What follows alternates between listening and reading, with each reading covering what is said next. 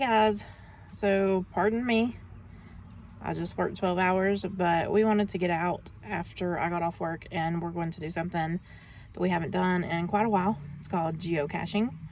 So we're pulled over on the side of the road. We're gonna go try to find this thing, and we're gonna take you with us. So we're not gonna like give you the exact location in case other people want to find it too, but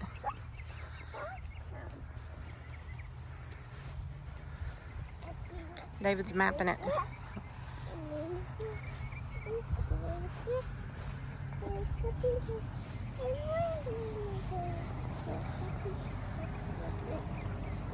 There are muggles, so you have to activate your stealth mode. Pretty close to the road. It's kind of stumped a little bit. It's not where it says it's at, so I think the coordinates might be off a little bit.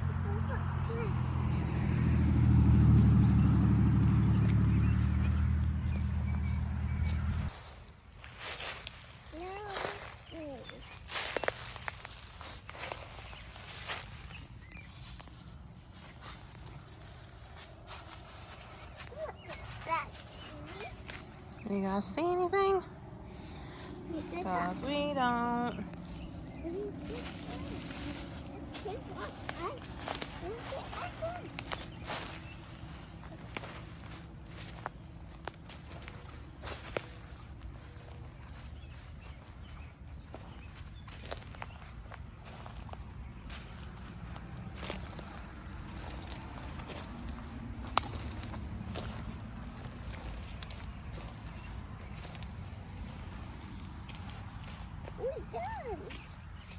I'm looking. What are you doing? One, two, three, four.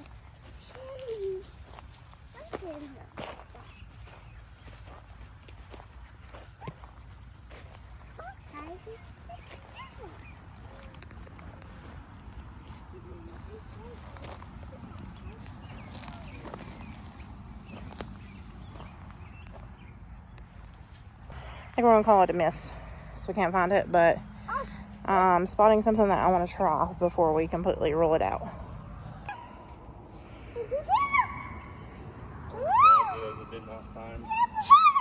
Does anybody else want to go into the creepy tunnel?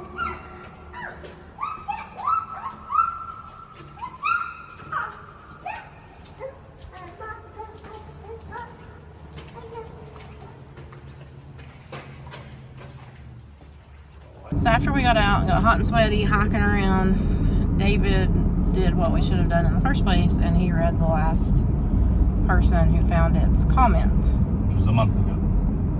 And it said that they found the cache, the property manager demanded that it be removed from the property, and that they were going to hold on to it until they could get a hold of the owner of the cache. So, lesson learned. Read the last person who finds its comment before you go trekking around all over the place. But I think I couldn't read it until after I posted. I did not find it. I don't think it let me. We didn't find it because it wasn't there. This one is in a straight up heavily muggled area, so I'm kind of staying by the car with Gabe instead of dragging him out while David is trying to research it and find it. Okay guys, so we are like not good at this anymore. So no luck with that one. It's been kind of hit or miss, it looked like, on the comments for that one, but we were nearby, so we thought we would swing in and see if maybe we would have better luck. Which I didn't look. I had Gabe at the car, and like I said, it was a heavily populated area, so I didn't want to drag him out, but David didn't find it, so It was a lot of trash. I wasn't digging through trash to figure out what was what. yeah, so we're 0 for 2 this time, but it's our first time back in the game, so maybe, just maybe, we'll find something sometime. I don't know if we're gonna get another one, or not. We have to swing by the store real quick. But if it's not dark when we get done, we may try for another one. Third and final attempt for the night, because I don't know if you can tell, it's getting kind of dark out and we're feeling kind of sketchy. So we're going to try this one, and if it doesn't work, then we're calling it a night. If it does work, we're calling it a night. Either way, we're done for the night, but let's see if we can find it. We found it. It was under here.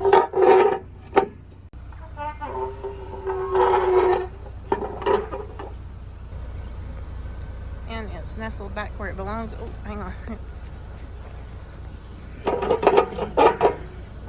well. Okay, we are back home from our short little trip. So we did 3 geocaches tonight. Only one successful. It was a small, wasn't a micro, but it was a small, hidden in a light pole. Log and a little bit of swag actually. There was a button, some magnets, stickers and the such. So geocaching in its most basic form is a real life treasure hunt using GPS enabled devices, whether it be a phone or a handheld GPS, you name it. They're all over the world. There's millions. One of them is even on the International Space Station in locker number 218. You can look that up.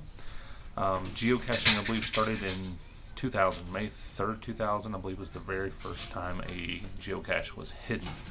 And these geocaches are basically just little containers. They can be micro, and I'm talking tiny. This is actually considered a micro, but that's pretty large micro.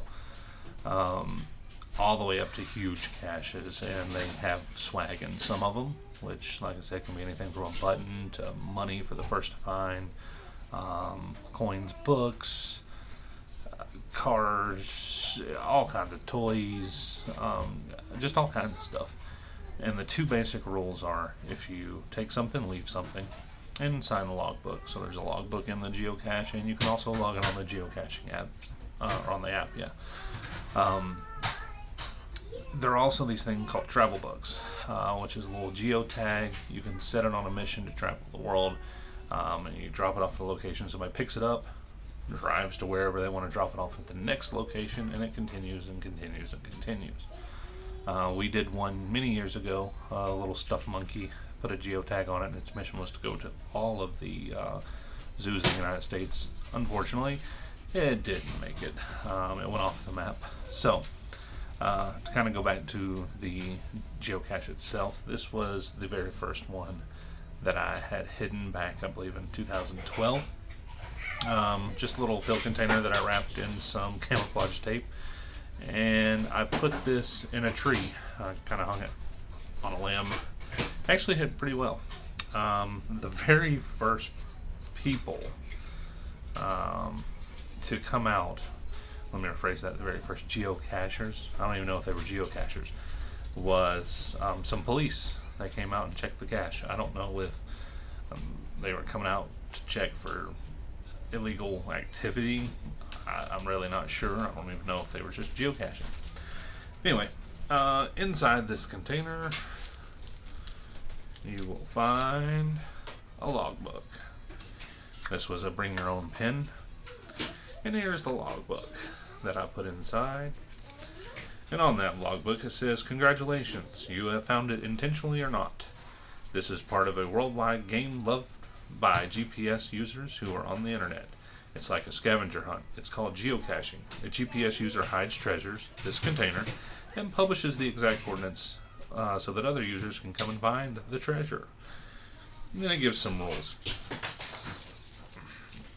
And there is the log where people signed. The first to find was Beehive username on April 17th, 2012 at 7:10 p.m.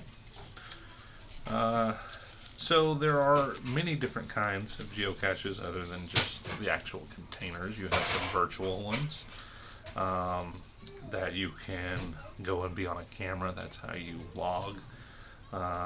There's one here in the Bradley County area called the Bloody Mausoleum. There's one there. And I believe you have to get on camera there. There's also some that have clues and puzzles that you must solve in order to get to the actual cache. It's pretty neat. If you haven't checked it out before, haven't ever heard of it, go to geocaching.com, check that out, gives the rules. You can download the app, you can search the area that you live in and see if there's any caches nearby. And it's pretty fun. Really neat scavenger hunt. It's good to pass the time and kids enjoy it. And you get little souvenirs on your app for finding in, like when we went to North Carolina, or not North Carolina, I'm sorry, South Carolina. Got one there. Georgia got one there. They give you a little souvenir screen or something like that. Anyway, don't forget to like and subscribe. Until next time, live the life you love.